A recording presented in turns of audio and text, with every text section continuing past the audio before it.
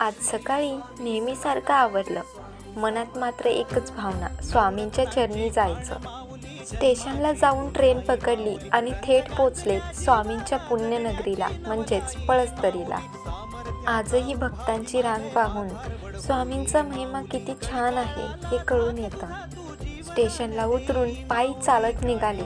जाताना छान निसर्गरम्य असं वातावरण आहे आणि सोबत कालकाई देवीचं मंदिर. बाहेर पादुका काढून छान पाय धुतले आणि मग औदुंबऱ्याला व स्वामींच्या मूर्तीला प्रदक्षिणा घातल्या. असं म्हणतात 11 वेळा प्रदक्षिणा घालून जी इच्छा मागेल ती पूर्ण होते. मग दर्शनासाठी लाईनमध्ये उभा राहिलो. मनात एक वेगळंच समाधान भरून आलं. ध्यान मंदिरात बसून थोडा वेळ ध्यान केलं. खरंच सगळं जग विसरून फक्त स्वामींची अनुभूती होती.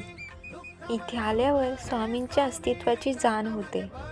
नंतर महाप्रसादाचा लाभ घेतला. इतक्या भक्तांमध्येही स्वामी सर्वांची काळजी घेत आहेत असं वाटतं. मग स्वामी संदेश वाचला. मन अजून हलकं झालं. आजचा दिवस खूप छान होता.